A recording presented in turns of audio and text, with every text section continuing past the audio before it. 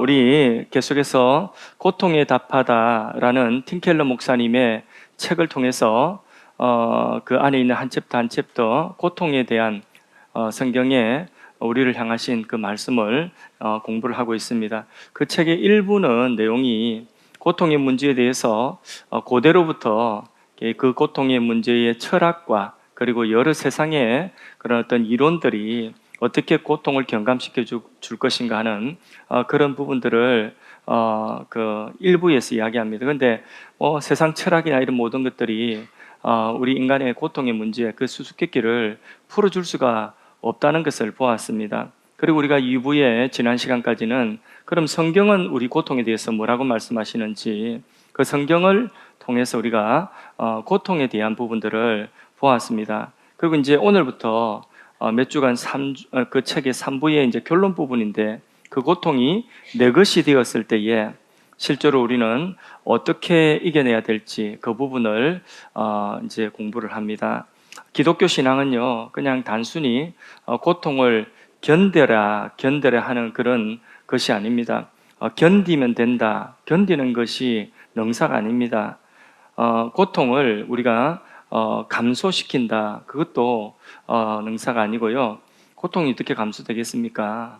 고통이 사람마다 다 다른데, 그리고 그 고통을 피해라, 할 수 있으면 회피해라, 고통이 없는 곳을 찾아가라, 그것도 어딘들 고통이 또 없겠습니까? 반드시 고통이라고 하는 것은 내가 지나야 되는, 통과해야 되는 과정이라고 한다면 기독교 신앙은 그 고통을 넉넉하게 통과할 수 있도록 하는 힘을 우리에게 제공을 해줍니다. 가장 큰 힘은 뭘까요? 우리가 고통을 넉넉히 통과할 수 있는 가장 큰 힘은 주님이 우리와 함께 고통의 길을 걸어가고 계신다는 것입니다. 오늘 본문 말씀 다시 한번 읽어보겠습니다. 내가 사망의 음침한 골짜기로 다닐지라도 해를 두려워하지 않을 것은 주께서 나와 함께 하심이라. 주의 지팡이와 막대기가 나를 안위하시나이다. 사망의 음침한 골짜기를 통과하는데, 그런데 그 자리에 주님이 나와 함께 하신다 하는 것입니다. 이 말씀을 믿고 주님과 함께 걸어서 통과해야 되는 것이 우리 인생의 고통이지, 피하는 것이 아니고, 고통을 어떻게 하면 우리가 감소시킬까, 아니면 그 고통 속에서 견뎌낼까, 이게 목적이 아니라 그 고통을 주님 손 붙들고 주님과 함께 걸어가는 것입니다. 그래서 그 고통을 통과해내야 되는 것입니다. 그게 기독교 신앙인 것입니다. 하나님의 약속은 우리가 고통이 없을 것이다. 예수 믿으면 아무 고통 없다. 예수 믿으면 무슨 마약 먹은 것처럼, 진통제 먹은 것처럼 아무 고통이 없다. 성경은 그렇게 말씀하고 있지 않습니다. 성경은 우리가 그 고통을 통과해 나가도록 그렇게 말씀하고 있습니다. 우리에게 고통이 필연적으로 찾아온다면, 그러면 그 고통을 우리가 피하거나 그 고통이 없는 것처럼 여기는 것이 아니라 그 고통을 걸어가되 주님과 함께 주님 손 붙들고 걸어가라고 그렇게 성경이 말씀하고 있습니다. 그래서 그 고통 속에 주님이 함께 동행하겠다, 이게 성경의 약속인 것입니다. 이사야 43장 1절 2절 말씀, 1절 2절 말씀 보면 물이 나오고 불이 나오는데 극심한 고난의 상징으로 물과 불이 나옵니다.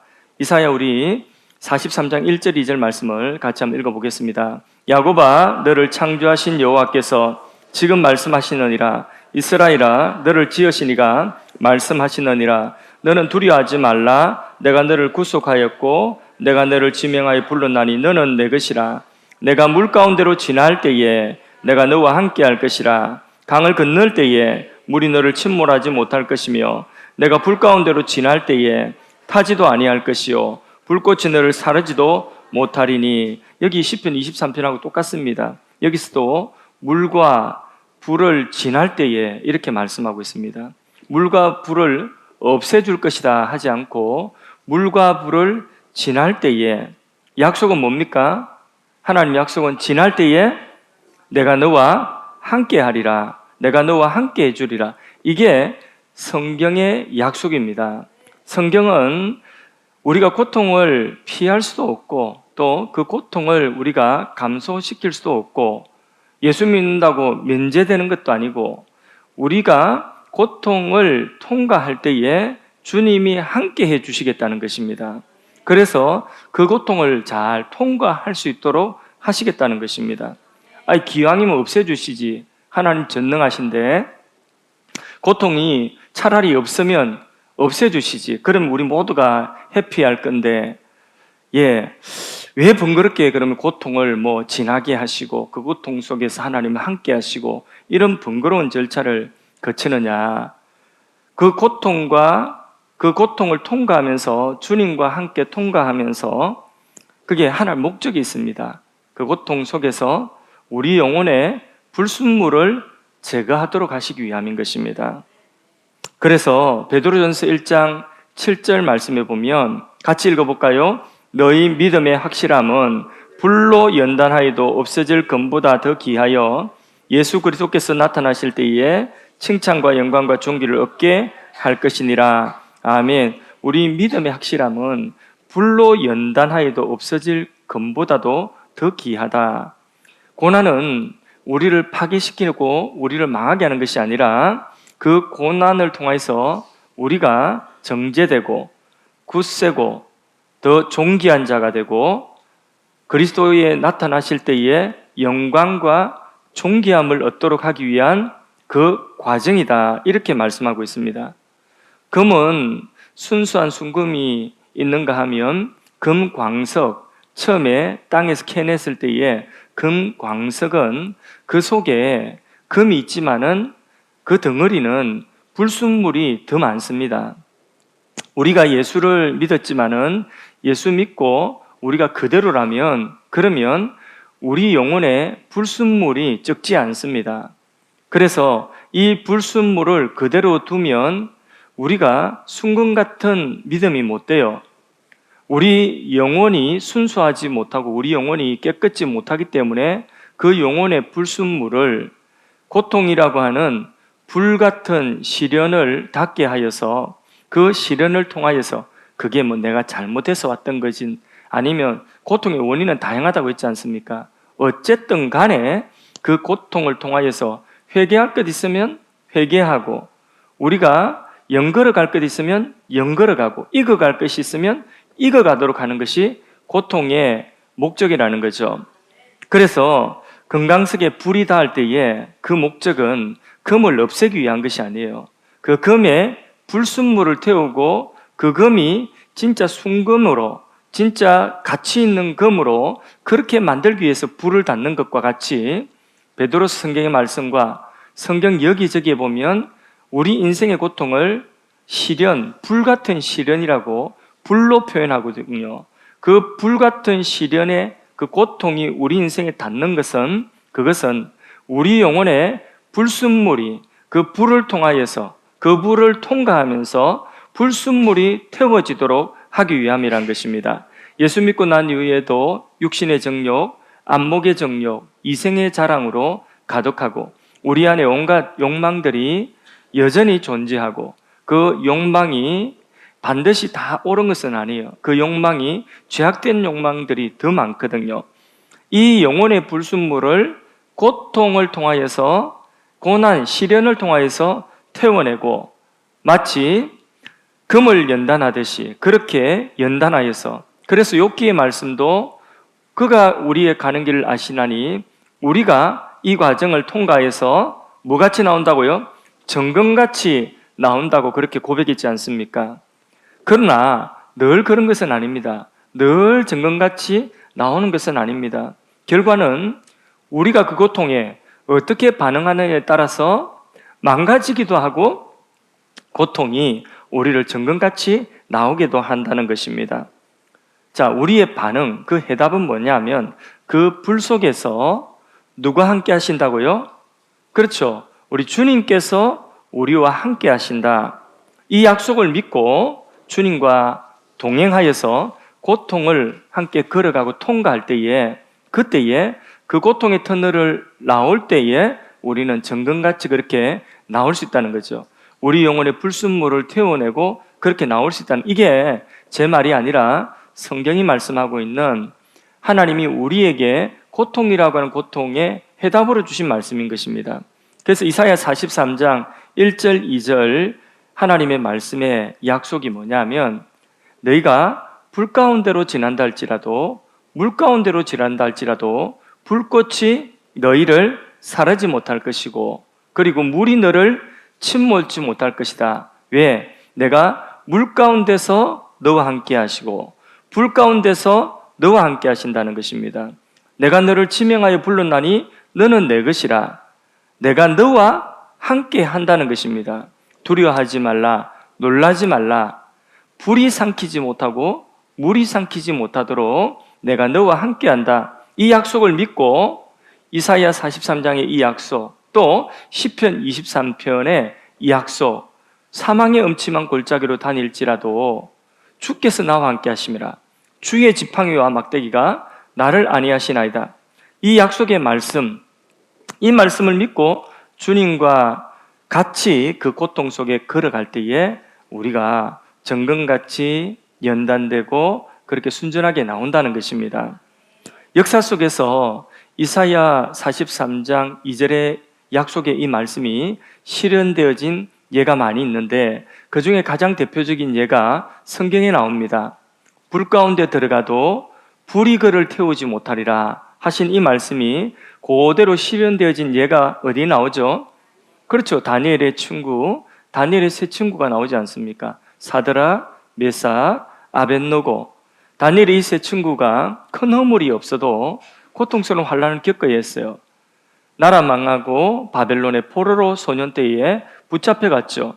바벨론 왕이 거대한 금신상을 만들고 그 금신상 앞에 모든 제국의 사람들이 다 절하라고 했습니다. 왕의 그 신상 앞에 절하지 아니하면 누구든지 뜨거운 불에 집어넣어 버릴 것이다. 죽인다고 그런 이게 추상 같은 명령이 내렸죠. 그런데 다니엘의 이 세 친구는 그 왕의 신상 앞에 절했어요, 안 했어요? 절하지 아니하였죠. 그 대가가 뭡니까? 뜨거운 풀무불. 뜨거운 풀무불. 이거는 주님을 믿고 주님을 섬기는 그 어려운 삶 속에서 닥치는 시련입니다. 그 풀무불 앞에 딱 놓여져 있는 거죠. 다니엘서 3장 17절 18절 그 풀무불 앞에서 다니엘의 세 친구가 어떻게 반응했는지 같이 보도록 하겠습니다. 왕이여, 우리가 섬기는 하나님이 계시다면 우리를 맹렬히 타는 풀무불 가운데서 능히 건져내시고 왕의 손에서도 건져내시리이다. 그렇게 하지 아니하실지라도 왕이여, 우리가 왕의 신들을 섬기지도 아니하고 왕이 세우신 금신상에게 절하지도 아니할 줄을 아옵소서. 아멘. 예, 다니엘의 이 세 친구에게는 큰 믿음의 확신이 있었죠. 하나님이 구해주시지 않는다 할지라도 우리는 왕이 아니라 하나님만 섬기겠습니다 하는 그런 믿음이 있었던 거죠. 그죠? 하나님의 뜻이 우리의 생각, 우리의 원함과 다르다 할지라도 한결같이 하나님만 섬기겠다는 것입니다. 하나님이 내 소원을 채워주시고 하나님이 내 요구를 채워주셔서 내가 하나님 섬기겠다는 것이 아니라 나의 요구와 나의 원함과 나의 뜻과 하나님의 뜻이 다르다 할지라도 나는 하나님을 섬기겠습니다. 그게 그리 아니하실지라도 하는 그런 뜻인 것입니다. 안 죽는다고 내가 이 불 속에 들어가도 안 죽을 거라고 믿기 때문에 왕의 명령을 거역하고 그 신상 앞에 절하지 아니하는 것이 아니라 오직 하나님만이 참 하나님이시기 때문에 내가 그 불구덩이 속에 들어가서 죽는다 할지라도 하나님이 참 하나님이기 때문에 나는 하나님만 섬기겠다. 왕의 이 명령을 따를 수가 없다는 것입니다. 근데 우리는 보통 그 신뢰하는 그 대상이 하나님이면서 또 더하기 해서 우리가 스스로 세워놓은 우리의 원함이 있습니다. 우리의 바라고 원하는 그 원함, 그것이 또 우리의 신뢰의 대상입니다. 그래서 하나님도 우리는 섬기고 우리 신앙이라고 하는 것이 또 우리가 원하는 것도, 우리가 소원하는 것도, 그것도 채워지고, 이게 두 가지가 같이 더하여져서 그게 우리 신앙인 경우가 많습니다. 그래서 하나님도 섬기고 그 하나님 섬기는 것 때문에 나의 원함이 채워지고, 이렇게 우리 신앙을 그런 식으로 우리가 받아들이고 신앙생활하기가 대단히 쉽습니다. 그러나 여기 다니엘의 세 친구는 그리 아니하실지라도 라고 말한 그 말 속에 처음부터 끝까지 하나님이 우리 신앙의 유일한 대상입니다 하는 것입니다. 다른 말로 우리가 원하고 우리가 바라는 대로 그대로 이루어지지 않는다 할지라도, 하나님이 우리가 원하고 바라는 대로 해주시지 않는다 할지라도 하나님을 우리는 믿습니다. 그 이야기라는 거죠. 그리고 그렇게 다니엘과 다니엘 세 친구는 주님과 그 동행하는 그 동행이 풀무불 속에서 함께 주님과 죽어도 괜찮고 하나님 또 살려주실 수 있는 분이시니까 살려주셔도 우리에게 기쁨이 되고, 죽어도 하나님을 영화롭게 하니까 그것도 괜찮다. 하나님을 믿는 믿음 때문에 죽는 것이기 때문에 괜찮다. 그것 또한 하나님을 영화롭게 하는 길이다. 이런 믿음이 있기 때문에 어떤 것도 그들을 넘어뜨릴 수가 없는 것입니다. 이 느부갓네살 왕은 그 말을 듣고 너무 화가 나가지고 풀무불을 평소보다 7배나 더 뜨겁게 했죠. 그래서 이 다니엘의 세 친구를 그 불 속에 집어 던지기 위해서 붙잡고 간 군졸들이 그 불이 너무나 세가지고 그 불에 살라졌어요. 그 정도로 불을 뜨겁게 했습니다. 그리고 불구덩이 속에 이 젊은이들 세 사람을 집어 던졌습니다. 자, 이렇게 해서 불구덩이 속에 들어갔습니다. 그런데 결과가 어떤 결과가 나왔느냐? 느부갓네살 왕도 너무 화가 나가지고 얘들을 집어 던져 놓고 얘들이 어떻게 되고 어떻게 완전히 태워지고 막 고통스러워하는가, 그걸 보려고 봤는데 깜짝 놀랐습니다. 불구덩이 불 속에 어떤 일이 있었죠? 세 사람을 던졌는데 청년 세 사람 곁에 또 다른 한 사람이 그 청년 세 사람과 함께 걷고 있는 것입니다. 그런데 놀라운 사실은 그 청년 세 사람의 머리털도 옷도 상하지 않고 불구덩이 속에서 생생한 거예요. 마치 모세를 하나님 부르실 때에 뜰기나무 불꽃, 막 뜰기나무에 불이 붙었는데 그 뜰기나무가 타지 않고 불만 타오르는 것과 같이, 풀무불이 평소보다 7배나 더 뜨거운 불인데 그 불 속을 들여다보니까 사람이 죽지 않고 불 속에서 걸어다니는데, 아무렇지도 않은 것처럼 걸어다니는데 그 곁에 누가 한 사람 더 있다고요? 한 사람이 더 있는 거예요. 틀림없이 이 세 사람이 불에 타 죽어야 되는데, 고통스럽게 타 죽어야 되는데 죽지 않는 것은 바로 이 세 사람 곁에 있는 이 한 사람, 또 다른 한 사람 때문에 죽지 않고 있다는 거죠. 이 한 사람이 함께 거닐고 있기 때문에 그 풀무불 불구덩이 속에서 이 다니엘의 세 친구, 이 젊은이들 세 사람이 죽지 않고 있다는 거죠. 이 세 사람 옆에 또 다른 한 사람, 그 사람 때문에 불꽃이 저를 사르지 않고 있다는 거죠. 여러분, 이 세 사람 중에 이 세 사람과 함께 있는 그 한 사람, 네 번째 사람은 누구입니까? 성경에서 하나님과 같으면서도 하나님과 또 구별되어지는 그런 존재, 하나님의 온전한 본질을 그대로 지닌 채로 죄인들 가운데 함께하여서 죄인들 옆에 함께 거니는 그런 존재, 그런 존재가 누굽니까? 바로 예수님이죠, 그죠?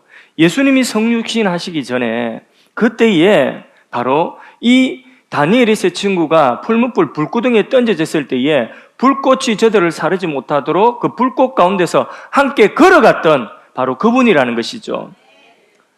그 예수님께서 이제 이 세상에 오셨는데, 이 세상에 오실 때는 사람의 몸을 입고 이 세상에 오셨다는 거죠. 성육신 하셨는데, 우리가 성육신이라는 것도 한번 생각해 보면 하나님의 영광과 하나님이 하나님으로서의 가지고 계신 그 영광과 존귀함과 그 지휘를 생각하면 그 모든 것들을 내어버려 두고 이 땅에 우리와 같은 육신을 입고 이 세상 속으로 사람의 몸을 입고 들어오셨다는 것은 뭐냐면 바로 하나님의 존재적으로 보면 이 말하자면 풀무불 불구덩이 속에 들어오신 것과 마찬가지예요. 하나님의 그 영광과 그 모든 존귀함과 부요함을 다 두고 이 땅에 우리 같은 연약한 사람의 몸, 아기의 몸을 입고 이 땅에 오셨다는 것 자체가 풀무불 불구덩이 속에 하나님이 들어오신 것입니다. 그렇게 이 땅에 오셔서 거절당하시고 욕먹고 그리고 사람들에게 공격당하시고 끊임없이 오해받으시고 조롱받으시고 마지막 풀무불의 가장 절정, 가장 뜨거운 풀무불은 무엇이었습니까? 십자가죠. 십자가에서 죽으시는 것이었습니다. 바로 이분이 이렇게 하나님이시면서 하나님과 구별되어지고 하나님의 아들과 같은 그렇게 보였던 그 진짜 하나님의 아들이 이 세상에 사람의 몸을 입고 우리의 인간의 고통 속으로 들어오시고 그 고통을 친히 체휼하시고 경험하시고 억울함을 당하시고 욕을 먹으시고 공격을 당하시고 조롱을 당하시고 십자가에서 죽기까지 그 고난 속으로 들어가셨다는 것입니다. 그렇게 하심으로 말미암아 바로 이사야 43장 2절 말씀 불이 그를 태우지 못할 것이라고 하는 그 말씀이 성취가 되게 하신 것이죠. 그 처음 성취를 성경에서 누가 봤냐? 다니엘의 세 친구가 그 처음 성취를 경험했다는 것입니다. 이사야 선지자가 예언하였던 이 예언의 말씀, 바로 성자 예수께서 이 땅에 오셔서 풀무불 불구덩이 속에 들어가셔서 그 불구덩이 속에서 함께 하시며 불꽃이 저를 사르지 않도록 하시겠다는 이 약속을 바로 다니엘의 세 친구의 그 현실 속에서 그대로 말씀 그대로 문자 그대로 성취시켜 주신 것입니다.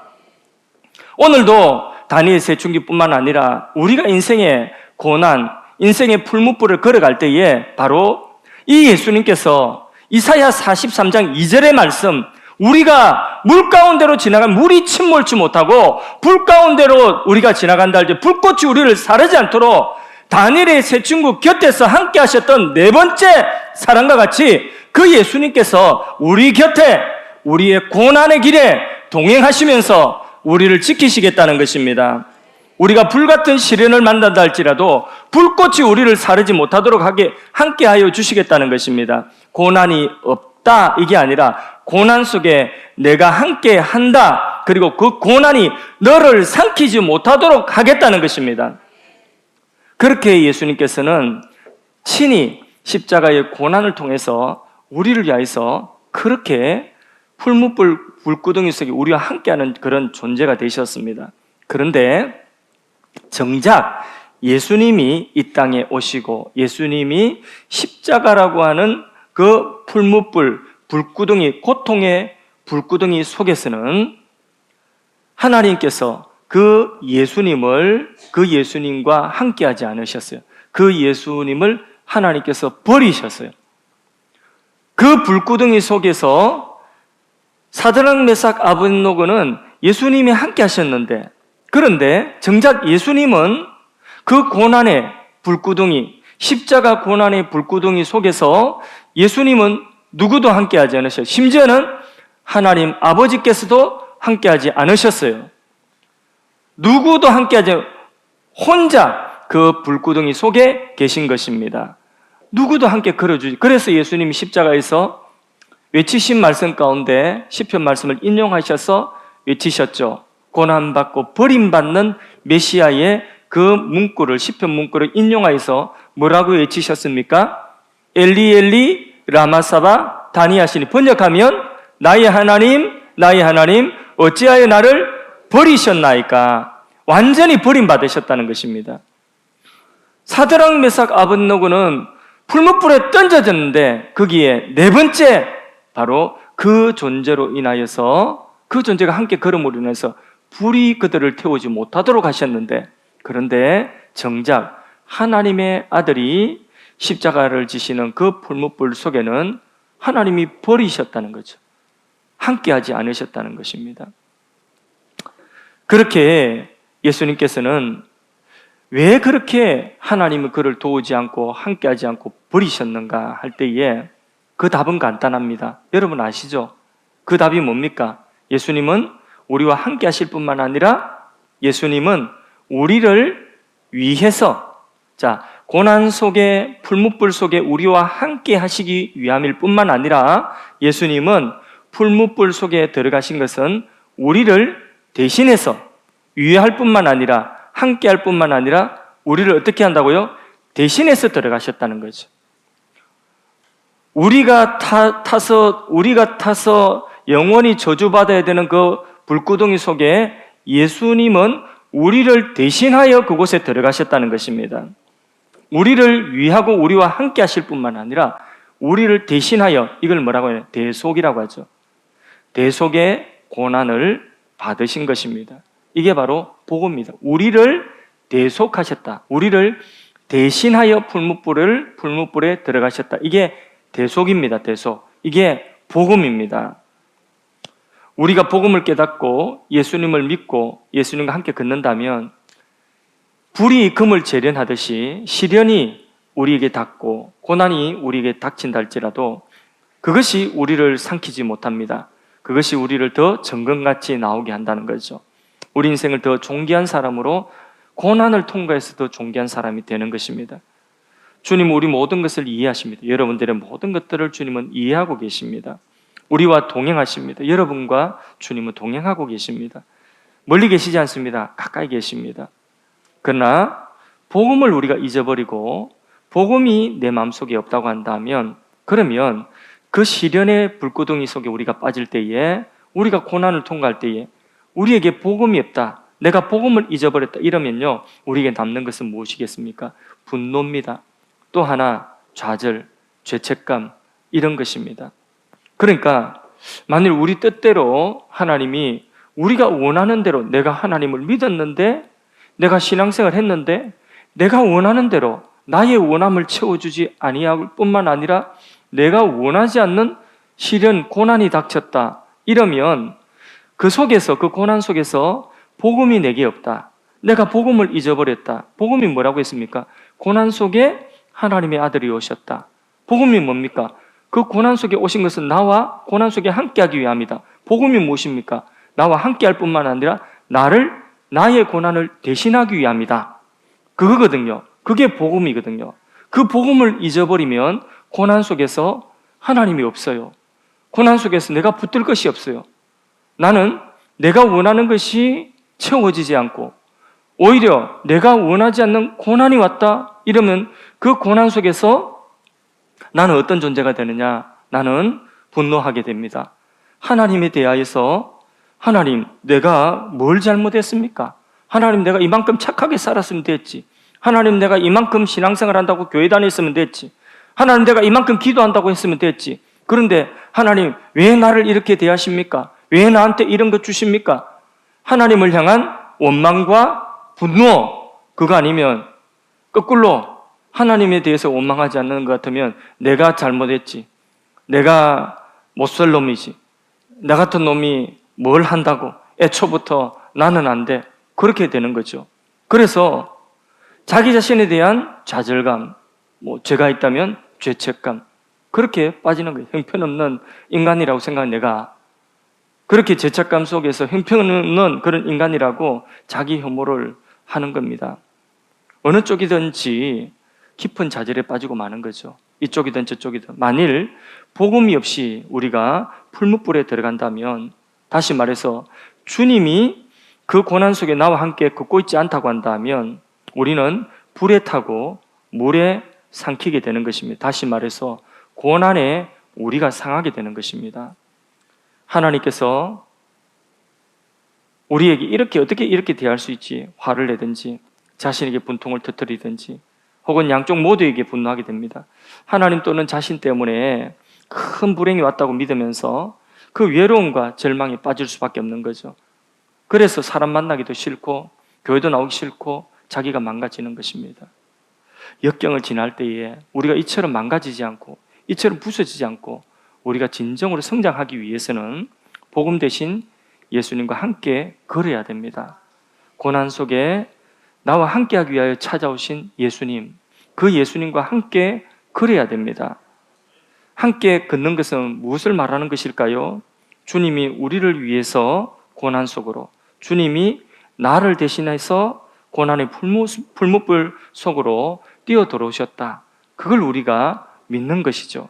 그걸 우리가 잊지 않고 기억하면서 나의 작은 풀무불, 나의 작은 이 고통 속에 주님이 함께 하심을 믿고 주님이 이 고통을 대신하셨음을 믿고 주님의 이름을 부르는 것입니다. 그리고 주님께 내 마음을 아뢰는 것입니다. 복음을 잊지 않고 주님과 함께 걸어가는 길은 바로 그 길인 것입니다. 주님이 풀무불 속으로 들어가신 덕분에, 고난 속으로 들어가신 덕분에 우리는 구원을 받았습니다. 고난의 희생양은 내가 아닙니다. 자꾸 자기가 희생양이라고 생각하는데 희생양은 내가 아니에요. 희생양은 오직 예수님이십니다. 말씀을 맺습니다. 우리는 고난을 피하고자 하는 것이 능사가 아니라고 했죠. 우리 예수 믿는 사람 신앙은요, 고난을 내가 여기서 내가 이 고난을 피해가면 딴 데는 고난이 없겠지. 그리고 내가 그 고난을 피하는 것, 그것이 우리 신앙이 아닙니다. 그리고 아무것도 하지 않고 여기서 견디자. 이것도 우리 신앙이 아닙니다. 많은 교회들이 코로나가 딱 와가지고 코로나 처음 시작할 때에 이게 처음에 금방 끝날 줄 알았는데 빨리 끝나라 이러고 몇 달 지나도 나중에는 이게 기미가 안 보입니다. 언제 끝날지 모릅니다. 전 세계에 더 확장되어져 갑니다. 막 세계의 문 빗장이 국경마다 다 닫혀집니다. 꼼짝도 못하고 이런 상황 속에서 거기서부터 힘든 사람들은 거기서 이게 빨리 지나가기만을 바라는 거죠. 교회들도 이 빨리 지나가기만 바라고 아무것도 안 하고 엎드려 있습니다. 그거는 고난을 대하는 바른 태도가 아닙니다. 팬데믹이든 뭐든지 간에 그 속에서 주님이 함께 하심을 믿고 주님이 오늘 나의 이 고통 속에 함께 하심을 믿고 주님이 이 고통을 대신하셨음을 믿고 그 주님의 손을 붙들고 주님과 함께 한 발자국 걸어가는 것입니다. 앞을 향하여서 한 발자국 걸어가는 것입니다. 이게 신앙이라는 거죠. 그러면 불꽃이 우리를 사르지 못하고 물이 우리를 침몰지 못한다는 거죠. 사망의 음침한 골짜기라도 주께서 주의 지팡이와 막대기가 나를 안위하신다는 것입니다. 고난을 피하려고만 하지 마십시오. 주님과 함께 통과할 수 있기를 바랍니다. 그 고난 속에서 나와 함께 또 나를 대신해서 풀무불 속에 들어가신 그 예수님, 주님과 함께 길을 걷는 것입니다. 걷는다는 것은 드라마틱한 것이 아닙니다. 걷는 것은 지겹습니다. 걷는 것은 그냥 반복되고 꾸준하고 그리고 별 어떤 성과가 없어 보이는 것처럼 보이는 것이 그런 동작이 바로 걷는 것입니다.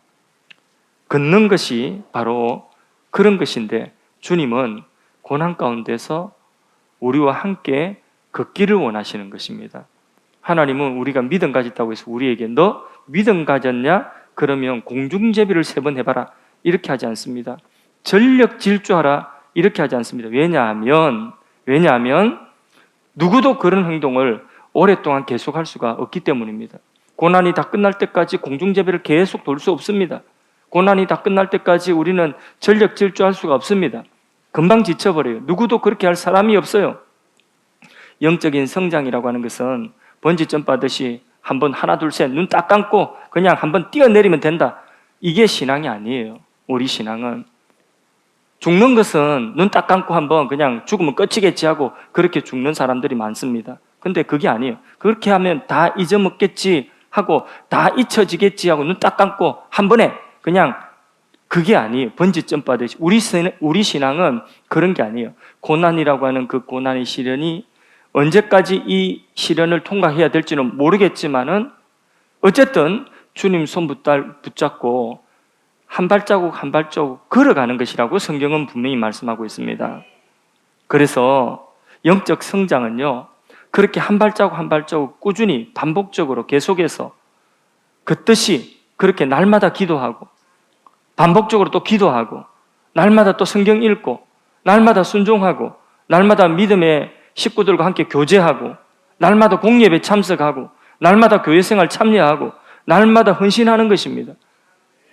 그게 한 발자국 한 발자국 걷는 것입니다. 뭐 눈 딱 감고 한 번에 막 그냥 뛰어내리고 끝이다. 이게 아니라니까요. 고난이 그리 쉬우면 뭐 그냥 눈 딱 감고 다 뛰어내릴 뿌리게요. 그러지 않습니까? 한 발자국 한 발자국 주님과 함께 걷는 것. 성화는 느리지만은 꾸준하고 그리고 지속적으로 조금씩 그렇게 점진적으로 나아가는 것입니다. 점진적인 발전. 누구 손잡고? 주님 손잡고. 오늘 말씀, 자, 제일 첫 번째 우리가 고난을 우리가 피해갈 수 없다. 고난은 우리에게 닥치는 고난이라고 하면 그는 다른 사람 게 아니에요. 내 문제예요. 내 문제는 내가 그것을 반드시 통과해야 된다. 걸어가야 된다. 눈 딱 감고 한 번에 끝나는 것이 아니다. 예, 고난 속에 오셨고 그리고 고난 속에 함께 하시고 그리고 나를 대신하여서 고난 받으신 그 예수님을 우리가 인정하고 그 예수님을 우리가 그 예수님을 믿음으로 주님과 동행하고 한 발자국 한 발자국 걷는 것입니다. 시편 23편 4절에서 6절까지 말씀 같이 읽어보도록 하겠습니다. 내가 사망의 음침한 골짜기로 다닐지라도 해를 두려워하지 않을 것은 주께서 나와 함께 하심이라. 주의 지팡이와 막대기가 나를 안위하시나이다. 주께서 내 원수의 목전에서 내게 상을 차려주시고 기름을 내 머리에 부으셨으니 내 잔이 넘치나이다. 내 평생의 선하심과 인자하심이 반드시 나를 따르리니 내가 여호와의 집에 영원히 가리로다. 아멘. 예.